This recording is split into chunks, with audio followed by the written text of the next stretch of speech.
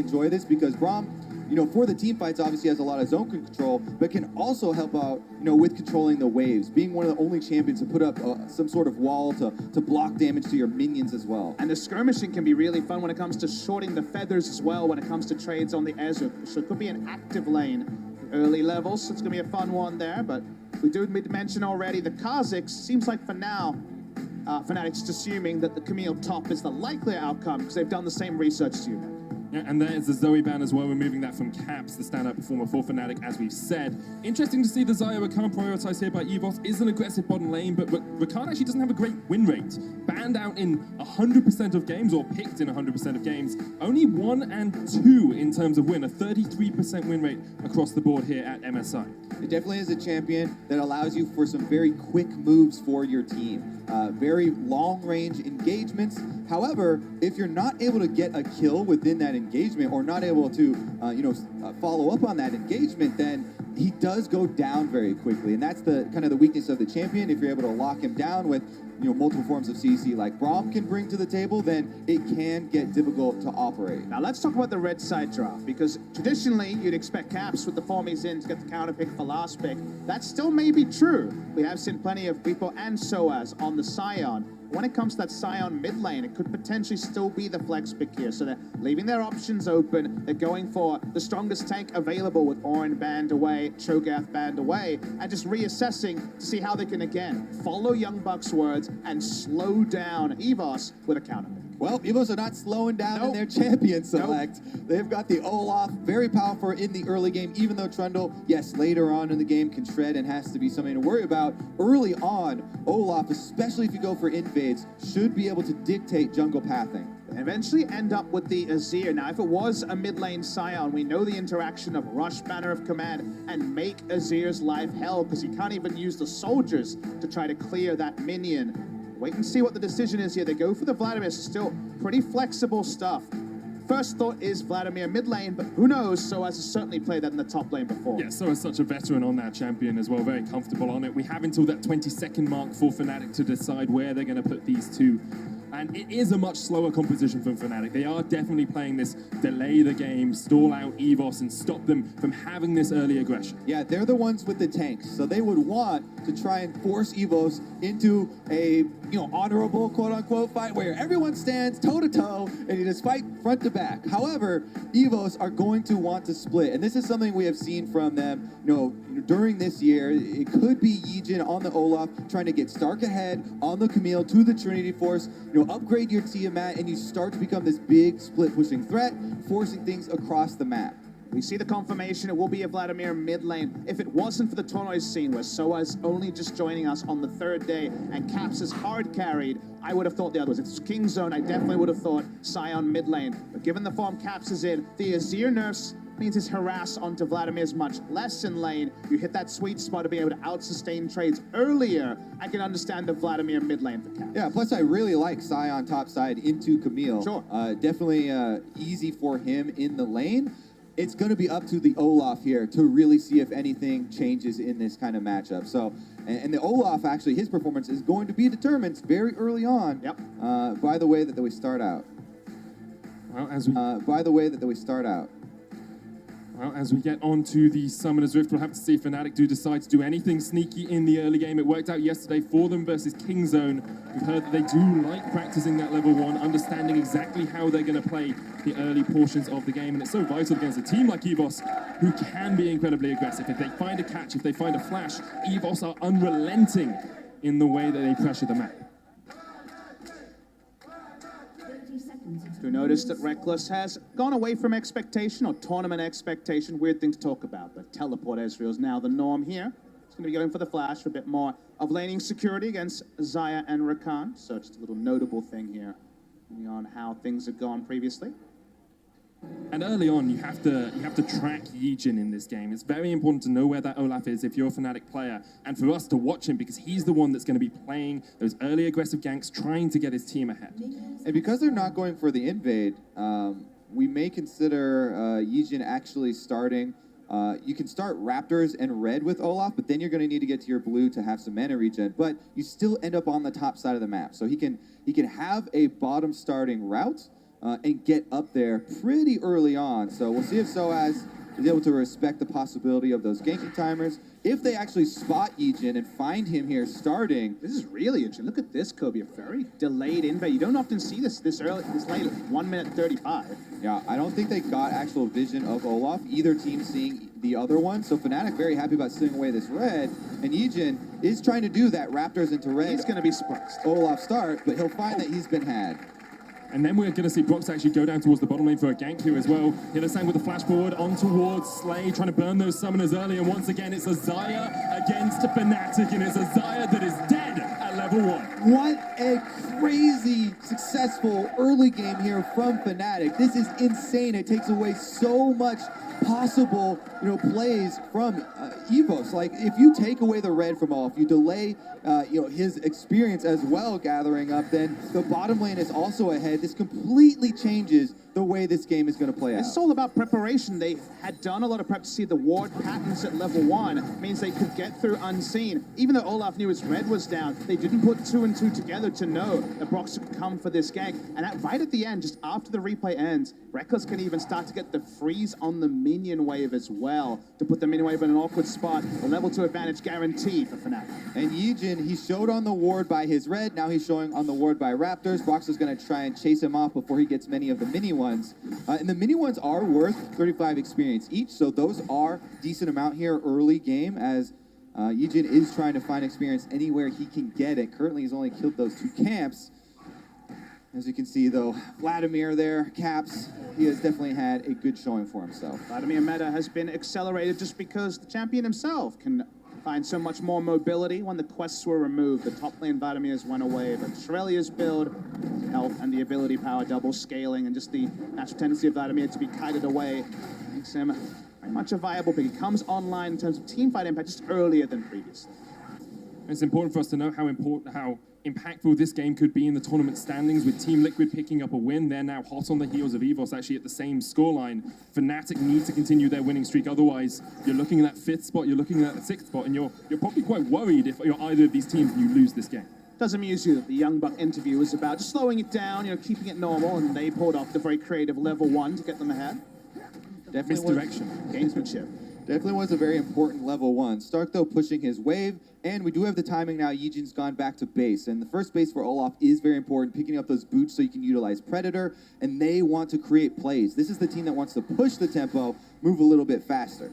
This is definitely something you can do on Camille as well. Push up into Soaz in that top lane. Soaz is just going to be playing safe, as we heard, and then you get the gank off with the hook shot straight onto Caps, but immediately pops the Sanguine Pool. Tactical sweep will connect Warzone for a bit of damage with the soldiers. Caps can heal up with the Sanguine Rush, but needs to be cautious. Nice roam timing there. I was looking for a back anyway, was the Camille, so nothing to punish it, although backing on a ward, Brox able to just interrupt.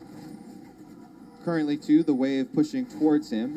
He doesn't have too much more time. Stark would want to walk back up to the top side, and all these delays, stopping to go for the hook shot on the Vladimir for a little bit of chunk of health, and then getting pillared, does actually mean we're going to have teleports coming out from both of the solo laners of EVOS, reducing a lot of the potential for the cross-map play. Caps trying to trade in here, but Warzone just gets so much damage down. Caps was way too aggressive. I guess because he used double soldier, he couldn't flash for an attempted kill, so does live through all of it. Reckless himself walking over. Was spotted out on a ward here. Yeah, this is going to be, I thought he was going to actually go for the minions, but he's just going to give actually Caps some room to take the minions at his turret with his rotation up through the river. What a transformation for Fnatic. Last year, it was all about feeding Reckless, getting Reckless the gold, and here Reckless is taking time out of his lane after pushing it up to allow Cap some CS. So if you notice, the minion wave is in a really rough spot, so sure, he could try to farm it with Q, but he couldn't really go for any auto attacks. You're right, though. We saw yesterday, when it came to the pentakill takeaway, the begrudging respect. This is just the true respect here. That's the sort of thing that makes you happy if you're a Fnatic fan, because a two-pronged threat is always a very formidable thing in League of Legends. Yeah, Fnatic have been a very good two-threat team, both Reckless and Caps for the regular season. Huge damage percentages for them, and the rest of the crew playing a very reliable front line, which should be the case this time around. Sion, Trundle, and Braum all extremely good as you get later into the game and look more for, again, the coordinated and calm setup team fights is what Fnatic are looking for. And EVOS trying to push the tempo instead and create more of these plays.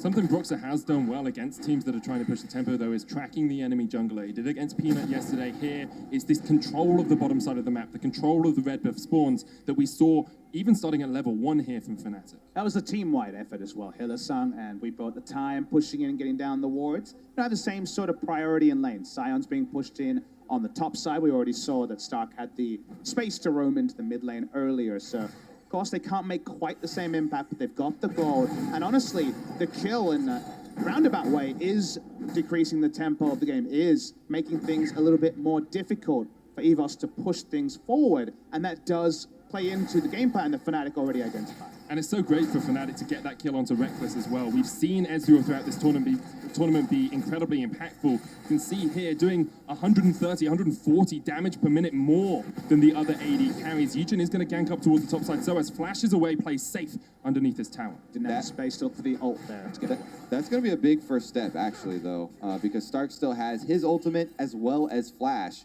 And now without ultimate there for Soaz, could still be a target. Bottom side, though, Fnatic make cross-map play. Teleport from Soaz as well, looking for that unstoppable onslaught. Hiller-sung jumps in once again. Ron OP not stunned up, will get away, but Soaz! Here comes the unstoppable Soaz, dodging around, forcing Slay up. No reaction yet from Warzone. He can't come back down and join his team. Slay knocked up with the axe. Broxer takes him out with the club. No commitment phobia for Soaz, going for a dive under the secondary turret 7 minutes into the game. While that is happening, because they committed teleport bottom, topside push there for Stark. He's on the turret trying to race multiple people from Fnatic, but Fnatic already have 3 people on the turret, should be able to get bonus gold. And Stark's between items. He doesn't have a Sheen or even a Tiamat, so he's very low on combat stats. This will be turret, and they're looking for more. Ron OP does have Flash. We use the Grand Entrance Flash across the pillar as well, just trying to delay this tower, but I think Fnatic will still get first tower blood, and with it, a 2,000 gold lead for a very short time. Yeah, that was the whole idea there, trying to have Ron OP go in and delay them, but not going to be enough. In the end, Stark, now he just wants to be able to even finish this turret before the minions die, because there's already been a reset from Fnatic, and they're heading to the top side. Olaf on the minimap just before we went to this replay, not joining him to do turret damage. That would have definitely got it over the line. We'll see if that is costly. In the bot side, it looked like the double flash was going to be all they were going to get, but Soaz had other ideas. Yep, continues the ultimate here all the way through, knowing that there's no further escapes for Slay, as well as no rotation from the mid lane, so not going to be any sort of redemption or savior for him. Finish off that kill, and again, yeah, wasn't even able to, in the end, finish off that turret, and Fnatic fully able to swap their duo lane up to the top side and now push this lane. Pretty bizarre to me that Olaf didn't come and just whack in a couple of auto attacks with the axes and finish it off, because returning to that standing gold is going to now require a team-wide rotation, a teleport, something much more substantial. And Olaf's time, all he got for that was a red buff steal. Reckless re-enters lane, looking towards his first item here. Very much going to be Anna Moon. We'll see if it is going to be the Trinity Force behind it as well. That's the favorite with Prey, whereas other AD carries, even if they're going double tier, have been going towards the Iceborne gold. Double tier? That's a build, Papa Smithy? Too soon.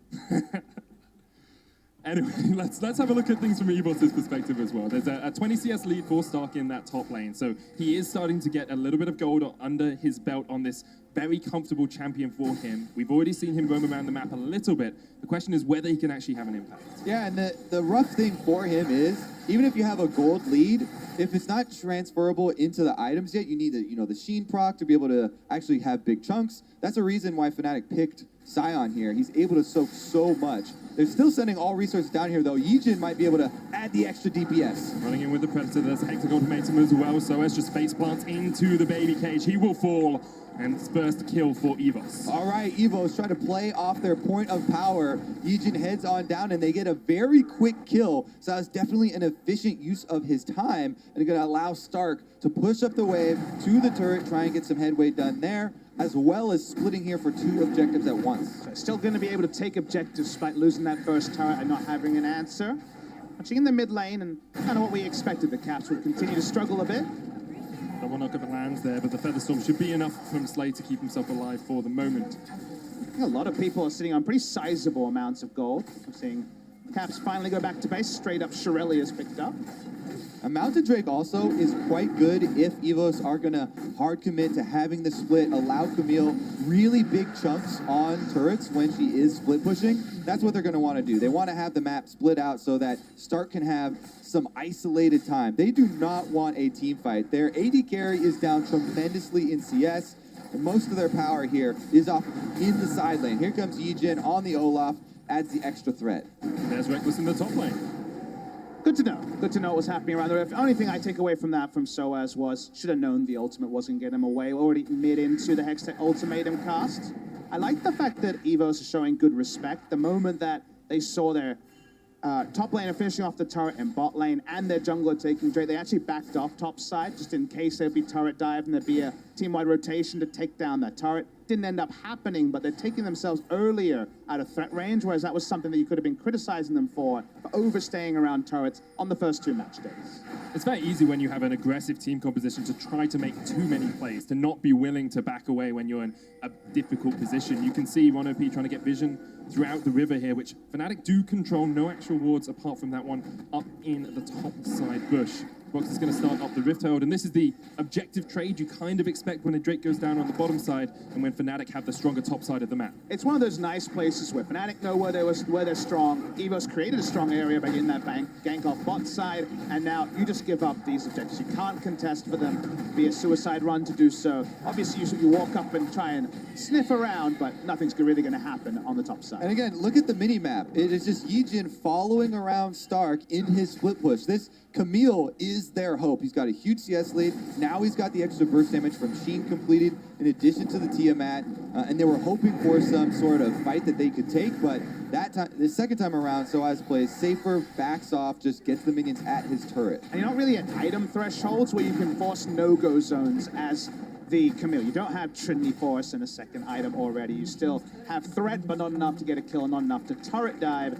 So they're able to start up something with the Rift Herald, gets a recall kill away, but the item timings need to be there for Stark to actually force Fnatic to react, whereas the Rift Herald does the job for Fnatic. Gets them that second tower up in the top side. Mid has been relatively quiet up until now. Caps going in with the Shirelles, but Warzone is able to just dodge away. And you can tell that Caps is really just waiting on his team to be able to group up, get those big flank players off. He doesn't actually need to do too much at this portion of the game. And even just moments like that where he pops to Shirelles in full vision, about 600 units away, he's not going to be able to get a kill or a dive, but he does buy time for the rest of his team to walk into the enemy jungle and know that Azir won't be reacting. So it's really about gamesmanship and what you can get for the little amount of risk that Caps was able to provide. And the next step here for EVOS is trying to enable the split push by controlling vision.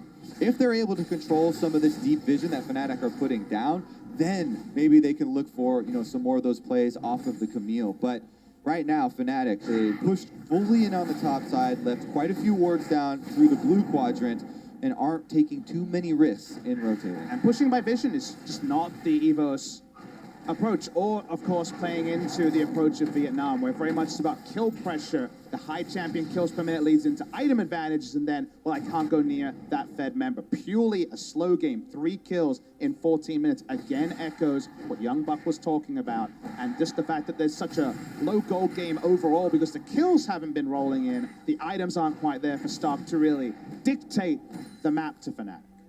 He is building up towards it, though. 40 CS up in that side lane. So if he can get to a point where he catches out Reckless, he catches out Caps, maybe even is able just to pure 1v1 Soaz, and Soaz is playing not as safe as he should be, that's really where we'll see EVOS come online. You can see on Camille, 8-1 in the regular split. It's his second most played champion. Very, very strong. Yeah, we see so much of them playing around Stark in the top side and getting them to this point. They also have done, you know, step number 1. They got 3 of those control wards down in their jungle to try and deny some of that vision from Fnatic, but Fnatic are playing it safe. They have the buddy system, as you can see, going in, Hillisang as well as Caps to try and get some more safety for themselves. There's really no objectives over there to take, apart from this inner turret Sion can delay for so long safely. Actually finding something there before the Drake spawns is going to be slow going for the Olaf. We notice does not have a meaningful CS lead. It's about a camp and a half behind his opposing number. So Trundle definitely going to be very content that Olaf hasn't run away with this game. And as much as the top side of the map is being won here for EVOS, it's the bottom side of the map where Fnatic have been playing. Reckless actually with the highest CS differential for an AD carry this tournament at 15 minutes, at 46 farm ahead of Slay. It's a transformation for him from when he was losing to Uzi on day one. And while the map assignment of the Camille in the lane of the Scion is ideal, the Azir in a side lane against Vladimir is anything but. That's inevitably what happens as the game goes on. One of the main reasons alongside all the incidental nerfs that Azir sometimes can be found wanting. They walk up to mid lane here, Fnatic. Yep, as a team, as 5, that is how Fnatic want to fight. With their tanks in front and Reckless in back firing away. So grouping up around the mid lane, trying to get some damage onto it is the main goal. However, EVOS have the opposite. And Stark is about to finish off that turret he started so long ago. Yeah, that was definitely one on the bucket list for quite a long time for Stark. Even walking up as 5, I don't think Caps has the items to threaten the dive. And you look at the lineup, it's 2 ranged auto attackers. Vladimir doesn't do very much in a siege. We already mentioned that in the previous game. So even with 5 members, pretty slow going to actually cement this third outer turret for Fnatic. As that one drops, though, Fnatic will be able to move over and get a Cloud Drake, allowing them to move quicker across the map and maybe answer some of these moves from EVOS. So EVOS don't want to give this one up, obviously, and this is actually one of the worst dragons for them to give up, but they can't do anything about it because Stark, with his Trinity Force now completed, back up to the top side, that is, where they get to actually control anything from. It's been a very ordered game. Teams have known where they're strong, where they're weak, they've respected. Again, the level 1 was very creative by Fnatic, preying on tendencies of EVOS and got them a massive lead, but from there, it's been ordered. No one has really blown open the game, but Fnatic keep inching forward. They're closer and closer to death cap on the Vladimir when he really can start diving the backline and finding a way to actually get the most out of the Camille. Just being a pure split pusher with limited vision is a pretty difficult thing for any team to execute, let alone EVOS. But you can see EVOS are trying to deal with that limited vision by getting wards deep into the Fnatic jungle. They actually have one at the red bush, controlling that topside river as well. If they can keep Stark alive, they are still within 1,000 gold. They're still in a pretty strong or pretty equal position here with Fnatic. Yes, we think Fnatic has the stronger composition when it comes to these big team fights, but if EVOS are able to make a pick here or there, they are very much in this game. All about extending the map a little bit. Inner turrets go down, there'll be more routes for Caps to flank, and putting expectation onto Caps has certainly been a good thing for Fnatic fans so far this tournament. So that's really the place where Fnatic scaling comes up trumps, is the Vladimir's ability to occupy the backline. EVO's trying to split the map, though. They've got teleport on Warzone. Even though it's on cooldown, he still went to push the side lane. So the 1-3-1 from EVOS is getting the sideways push and starting on top side. Meanwhile, Fnatic will finish up the outer turret that still stands here for EVOS and gain some more gold for themselves. I had a position, so they're actually able to walk up this time. Only a Trundle Pillar expended. Very low cost to get that target. Then it's continuing. Yeah, it's not just one. They're going for 2 here. Fnatic almost finishing off the second turret. Yeah, Stark has the flank on here as well if he wants to come across, but instead he's just going to do the red buff. As you said, was a little bit greedy, but Vladimir, always a bit deceptive when he goes low, can just heal up very quickly in those sorts of situations. Here comes Stark, actually, through the jungle. He laid some wards, but there's not going to be an opportunity for them to actually catch any members of Fnatic. So in the end, Fnatic definitely getting the better of that, as neither of the side waves were able to crash into the turret. And Fnatic stayed just long enough to be able to get the lead in objectives. Put down wards around the top side, but he won't be returning there. Of course, to use his teleport makes much more sense with the Baron spawning right bot side of the map. See if EVOS can find any advantage around the top side. Again, we continue to tick over, but it's been a good move out, a good move from Fnatic. No brain fades so far.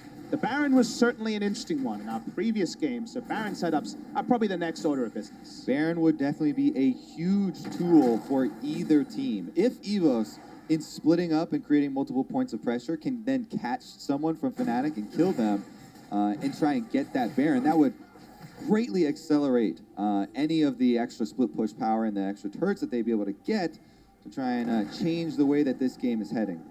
Timings for Reckless, if you're wondering, with the second tier now being stacked around 26 minutes with the cheaper build, not going from Trinity Force, what we saw previous game. Earliest we saw Prey put together the Triforce double tier evolve was around 28 minutes on the first day.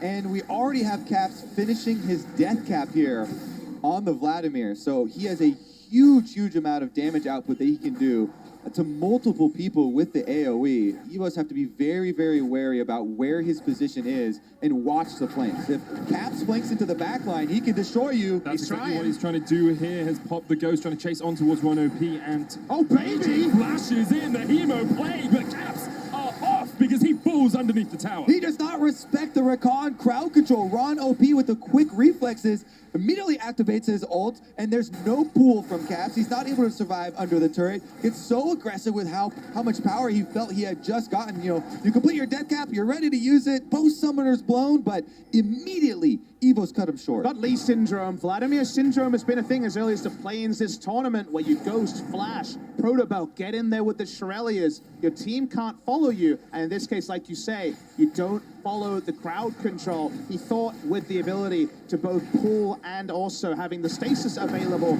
on the perfect time and the stopwatch, he'd be fine. But he's kind of alone in all of this, and it wasn't necessary, really. They'd already chased them away. Yeah, so there's a ward on the Wolf camp right there. They saw him come to flash over, and Ron OP immediately pops his ultimate, goes for the engage, locks him up. Right now, the Warzone's toast. Yeah, Warzone's the one that's caught out here. Teleport was used as well, but cancelled in the end. Soaz might complete his here. Stark's trying to stop him. Doesn't get interrupted.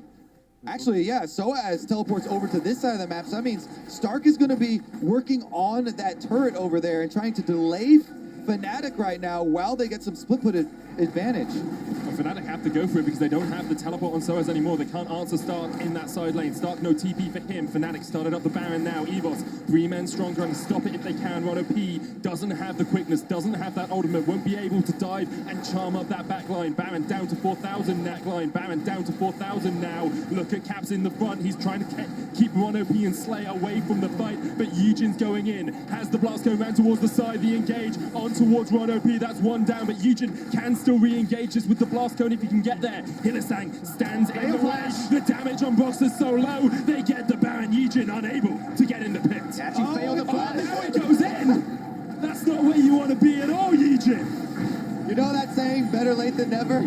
I think that one doesn't apply here. Doesn't apply here. Stark, though, got some work done. Split push on the bottom side. Eventually, because of the delay work that the rest of EVOS was able to do, he finishes off the inhibitor. So there was a large cost to this Baron from Fnatic.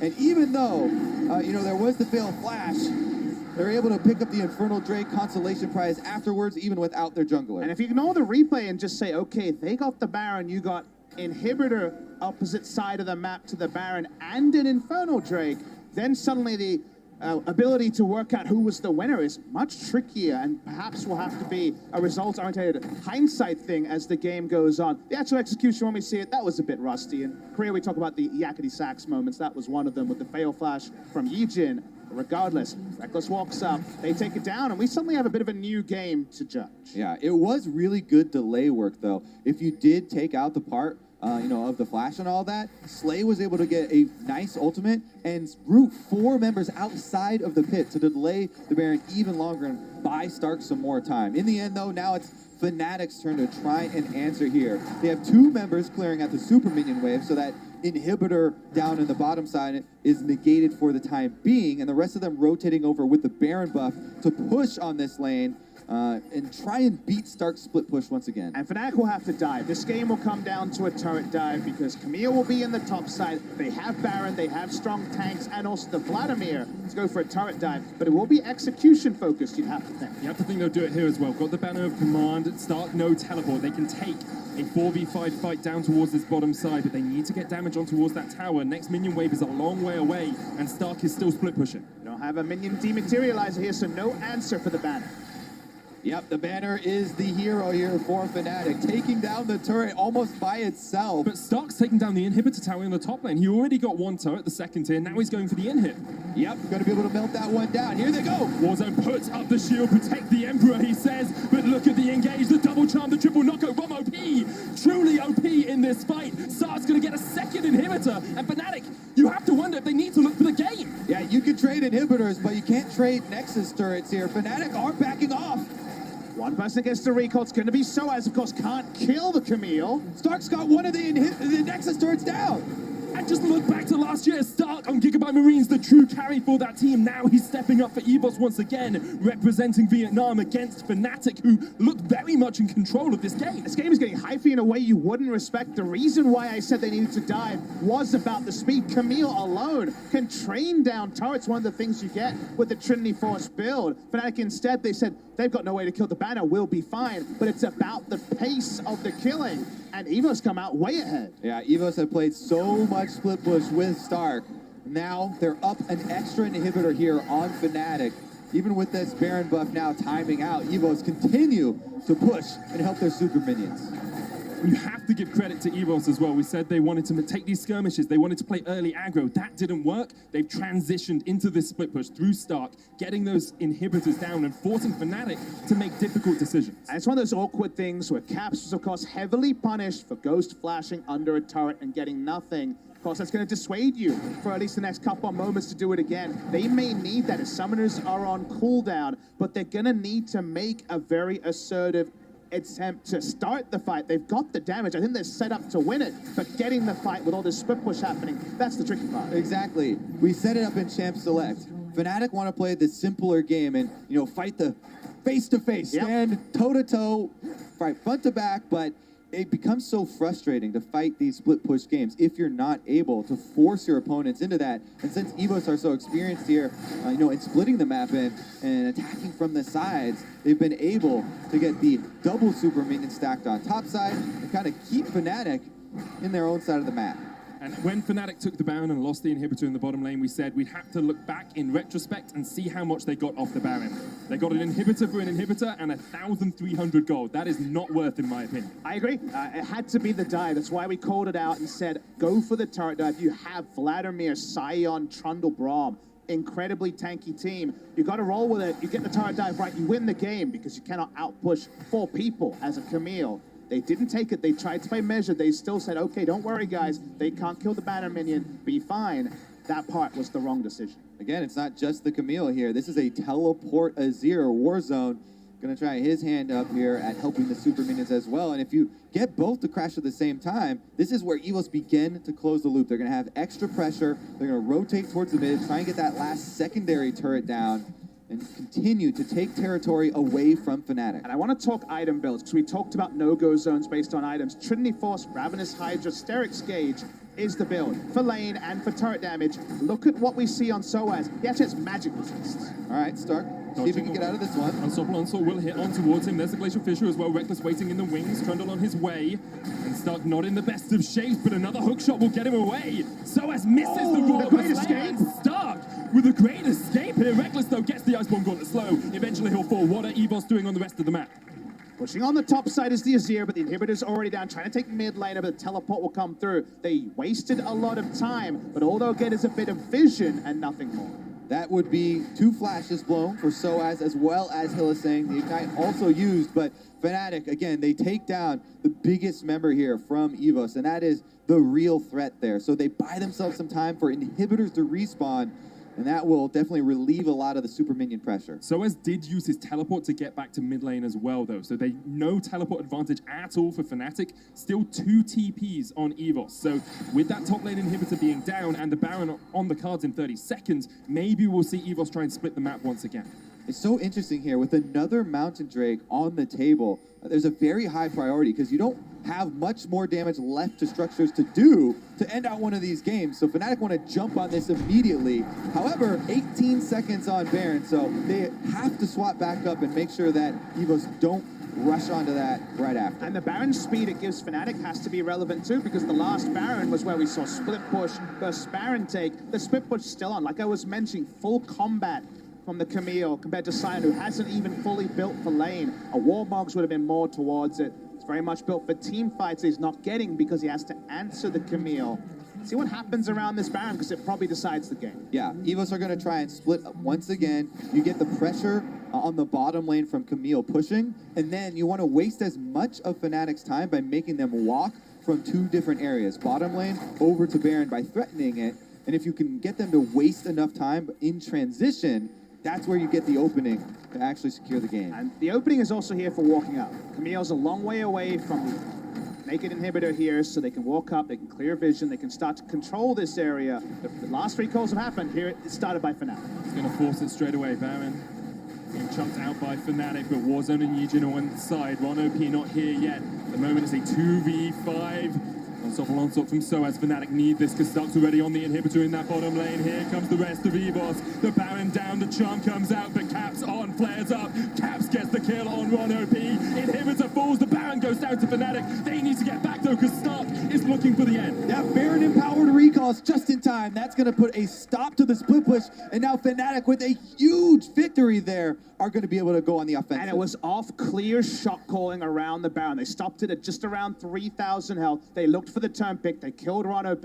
Then they went back on the Baron, focusing Olaf as they went. It was about as clean as could be given the scenario. Desperately needed the Baron buff recalls, getting them there to stop any more hijinks. And this time, the inhibitor trade, it's not quite the same.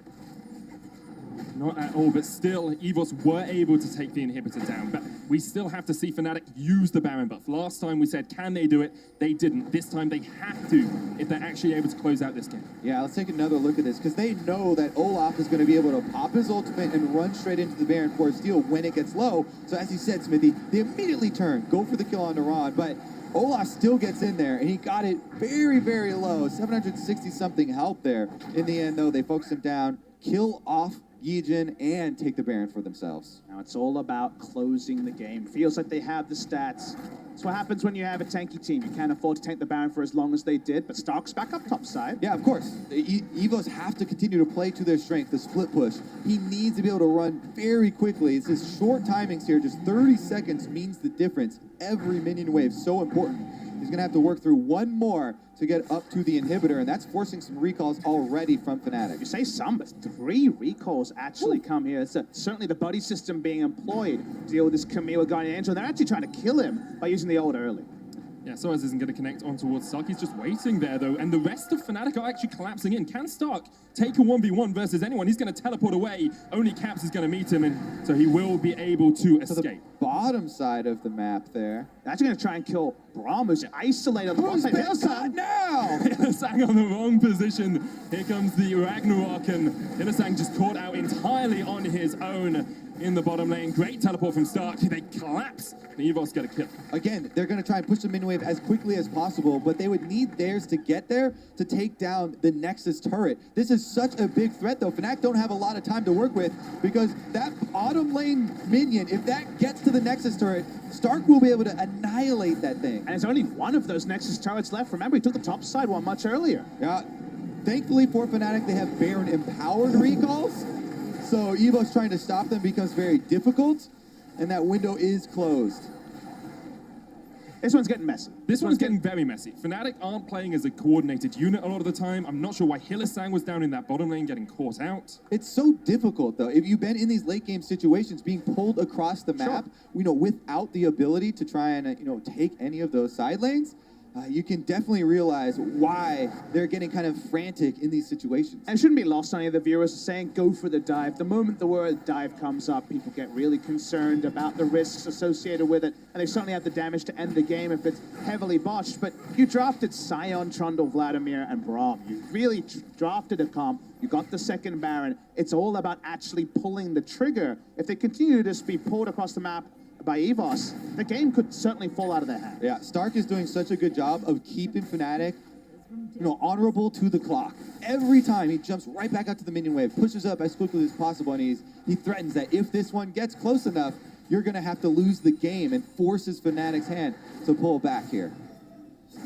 Fnatic are sitting in that position that they want to be, though. We said they wanted to scale up. They wanted a slower game. You've got a fully built Ezreal. You've got almost 5 items on Caps as well. If they can find a team fight, they should be able to take it home. Yeah, that's the problem, though. You can't scale into a team fight. You can't force them to 5-on-5. Stark scaled up extremely well as well. So much damage now on EVOS.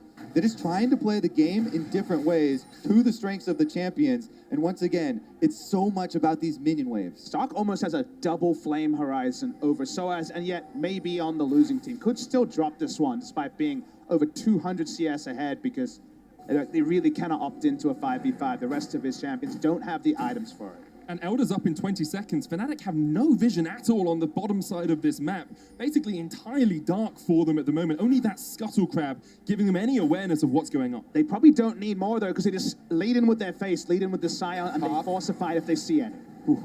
Yeah, Stark has been very good at keeping his distance as well. Playing split push can get very, very tense. All right, will Fnatic be able to deal with this situation? Elder Dragon's on the field, and Stark is close to the inhibitor. I want you to remember that if we do not see Stark in a fight, the gold lead is way bigger than it appears. It may be 5,000 gold, but so much gold is on Stark. The inhibitor is going to go down. Stark is taking that thing quickly. Yeah, Caps was just waiting in base. He's actually switched to teleport now, which I really like. Elder Dragon started though. Stark, no TP on him. Caps and Stark are going to fight in the base. EVOS trying to step the Elder Dragon. Here they go. 1 OP in the front line. Elder Drake goes down. And now it's a 4v5 with Elder Drake on EVOS. Elder Drake doesn't help you recall faster though, and he's back still in the base. attacking. Look back in the base. Caps is getting destroyed by Stark. Able to get away for the time being. Actually gets the GA out as well with a Hemo play. Caps heals up. The fight in the mid lane erupts. And Caps kills Stark in the base. Even with the Elder Dragon take here for EVOS, they kill off Stark, the big point man for this team. So again, we get more breathing room, boys. It's so difficult to track the action. It looked like the Vladimir would lose the trade, but as long as you hit the Hemo Plague and go into some form of stasis, you get the heal, suddenly you have a health advantage, and no way for the Camille to overpower. Camille is down, so does Elder Dragon on the Rift, and now somehow it's about a third Baron setup. Certainly a game-saving 1v1 up by the Nexus there from Caps to be able to stall it again. Every day he stepped up for Fnatic. Every day it's been about Caps. This game hasn't been so much, but he does what he needs to do in these clutch moments. So big as well, though, for EVOS. This time around, when they contest the objective, you know, they're committing to trying to go for the steal and not bring Stark down, not going for the fights. They keep him up, split pushing, and just try and steal the objective. This time, they actually get it. You know, they are the ones with the Elder Dragon buff, so it means that they're not, you know, under the threat of Fnatic actually pushing in on the base. To your point, Medic, about, you know, Star making plays. You saw Run B with a great interrupt on Broxton to get the Elder Dragon. A Star is definitely going to lose. We've had excellent plays everywhere. Finally, we get the focus on what happened on the top side. It looked like it was going to be a great start, but watch the Hemo Plague healing here. First, the Tides of Blood. While he's already there, the turret shots add up, and then healing comes through, and sadly, no way to win that for Camille. Definitely a lot of turret shots. All right.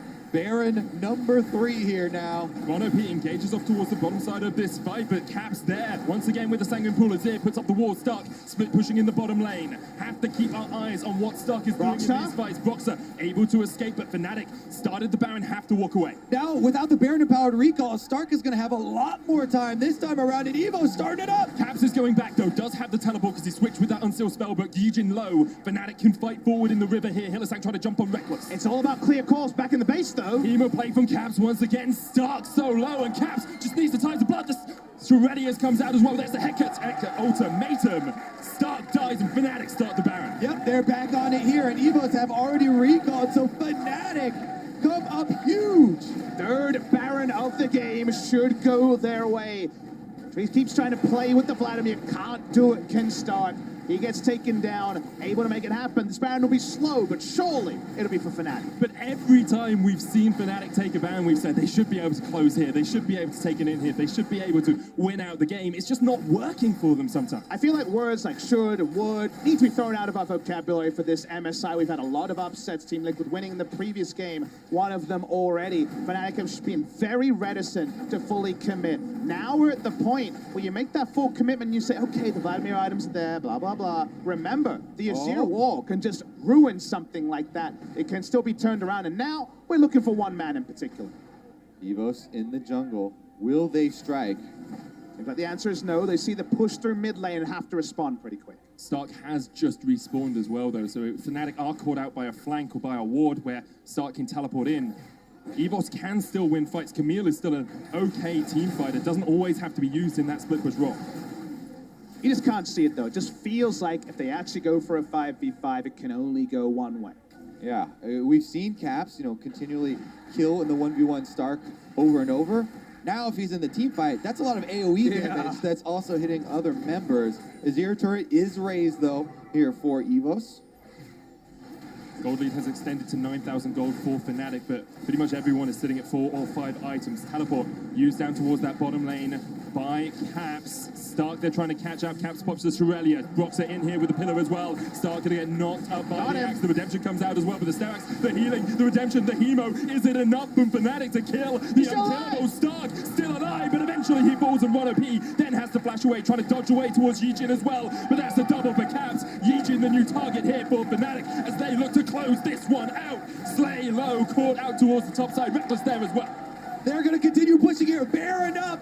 Power Fnatic. It's a quadra for Fnatic, but Reckless steals the penta. The reverse of yesterday. Reckless says that one's mine. That one's for yesterday. And Fnatic will eventually close out the game. They'll take down the Nexus towers, and they'll take themselves to 3-2 at MSI.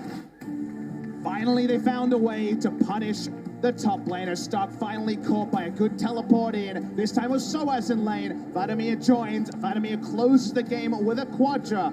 And Fnatic do pick up the win, even though it was a long, winding journey to finally get there. Yeah, this year we've seen so much 5-on-5. It's really fun to see a well-split map. EVO's committing to it for so long, getting a lot. But in the end, not enough, as Fnatic patiently teleport over. They protect Soaz, get the kill onto Stark, and are able to finish out the game.